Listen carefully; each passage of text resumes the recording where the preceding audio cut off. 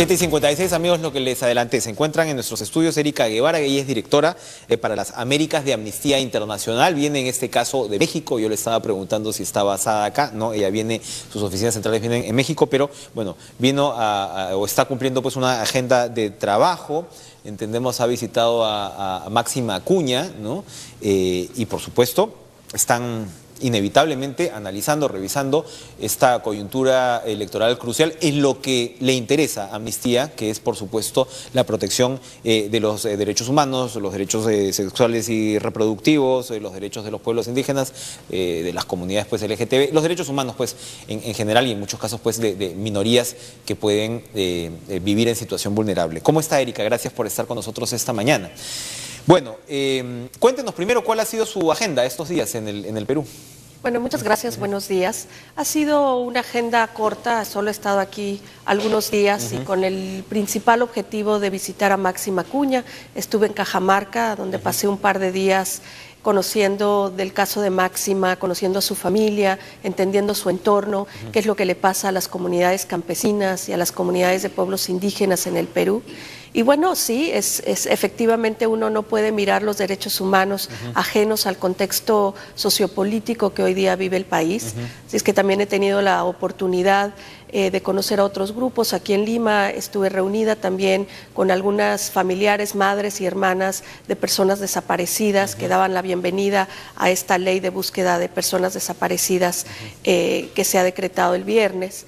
Y también tuve la oportunidad de conocer algunos otros grupos de gente joven que están organizándose en reclamo de sus derechos sexuales y reproductivos. Así es que la agenda ha sido corta, pero también muy sustanciosa. vasta. Ahora, el caso de la señora Acuña es un caso puntual, humano, un drama también, pero simboliza lo que es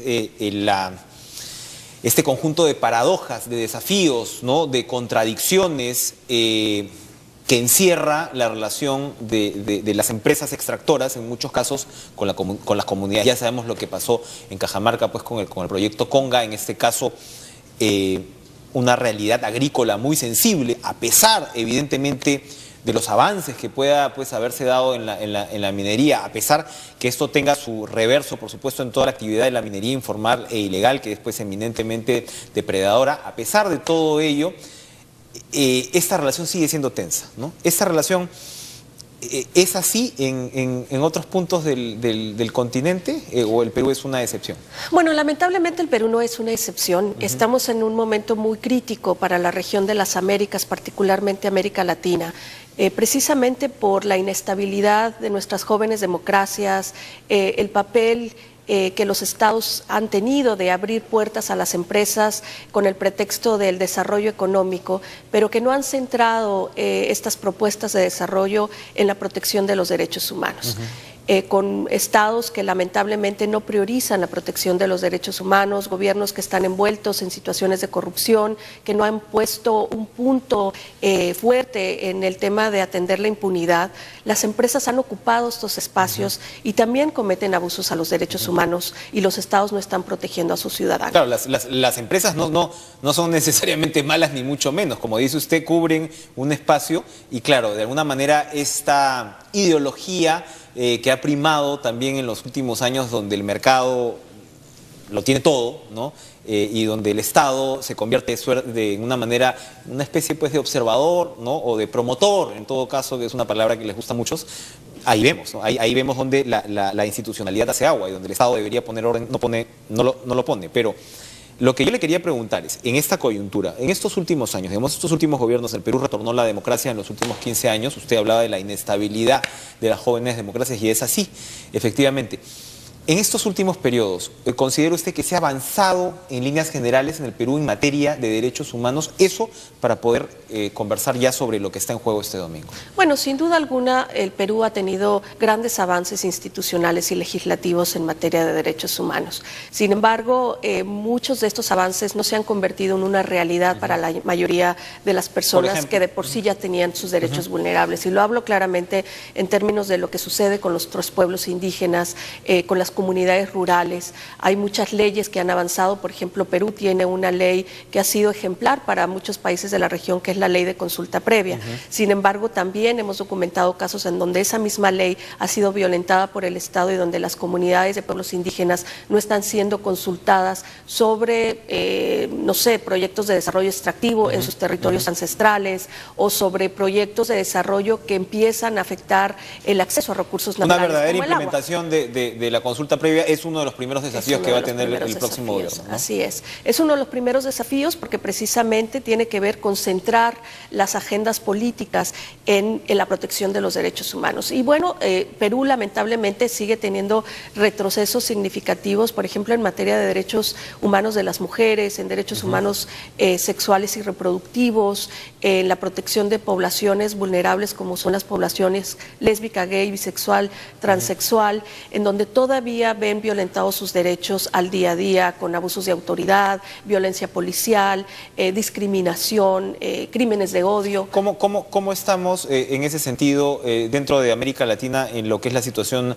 unión civil, matrimonio gay, que por supuesto es un debate de la sociedad? ¿Estamos ya rezagados? ¿Ya la mayoría de países aprueban figuras específicas para la protección pues, de los derechos de las parejas del mismo sexo? Bueno, en general América Latina está rezagada en esa materia. Hay algunos avances significativos. Hay varios países que han adoptado medidas para asegurar el matrimonio igualitario como un derecho, pero sin embargo seguimos viviendo en un contexto de gran discriminación precisamente porque los estados no ponen la agenda de los derechos de las poblaciones en el centro de los Pero debates. digamos, incluso cuando los estados no los ponen, hay organismos. Por ejemplo, la Corte Constitucional colombiana, que siempre pues ha tenido una posición de vanguardia en un país con muchas complejidades, ¿no? Mucha violencia, en fin, pero de ahí lo que debería ser es una suerte de poder del Estado, que no es necesariamente el Ejecutivo, ¿no? Ni el Congreso, el que marca una pauta, ¿no? A veces hace falta también tener ese tipo de cuerpos, de iniciativas que marquen distancias, ¿no? Sí. Probablemente no lo tenemos tampoco. Todavía no lo tenemos en Perú, ¿no? Todavía no, pero por supuesto que en este contexto político esperamos que la próxima presidente puedan asumir esta agenda. Cuénteme una cosa, Erika. Usted viene de México, comentábamos fuera de cámaras, por supuesto, la situación de violencia que lamentablemente pues, sufre un país que decíamos, además, tiene tantas similitudes con el Perú.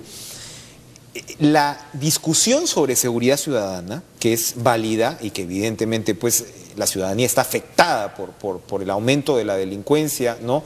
Comprensiblemente preocupada, la discusión política sobre seguridad ciudadana a veces también toma rumbos que pueden ser peligrosos, ¿no? O sea, es muy fácil, es un terreno fértil, ¿no?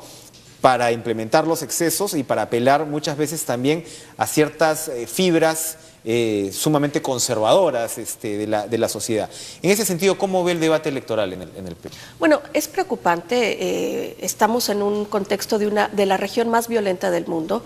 Sin duda México es el ejemplo más claro, una guerra contra el narcotráfico que lleva más de una década y que tiene números que realmente son de una pesadilla. Estamos hablando de más de 27,000 personas desaparecidas en el contexto de esta guerra contra el narcotráfico, más de 200,000 personas asesinadas en el mismo contexto y muchísimas otras cifras que realmente son escandalosas. Y todo esto en el contexto de la respuesta militarista del gobierno ante asuntos sociales. Y esto es una tendencia generalizada en nuestra región y lamentablemente, como tú decías, Perú y México se parecen mucho en nuestras idiosincrasias, en nuestras historias y que esperamos que no repitan los errores que se están repitiendo en otros países. ¿Cuáles son los errores más saltantes de destacar que el Perú no debería repetir? Porque creo que hay algunos que están en discusión actualmente en nuestra campaña electoral. Bueno, lo que no debería de repetir el Perú y que además tiene que ver con su historia reciente, contemporánea, es el uso de militares para que hagan tareas civiles. Es decir, el Estado tiene la responsabilidad de protección de la seguridad humana, como tú lo dices, es un punto importantísimo para el bienestar de la población y de su protección de los derechos humanos, pero el uso de del militarismo como una solución, hemos documentado no solo en las Américas, sino en todas partes del mundo, que es una solución fallida y que solo genera condiciones para que se cometan graves violaciones a los derechos humanos. Muy bien. Erika Guevara Rosas, muchas gracias por hacernos esta visita. Hemos comentado pues por encima, pero algunos temas que yo creo que hay que tomar en cuenta para la elección de este domingo y para, bueno, revisar cómo están pues las propuestas de los candidatos al respecto. Gracias otra vez a ustedes por estar con nosotros y bueno, hemos celebrado pues el Día Nacional de la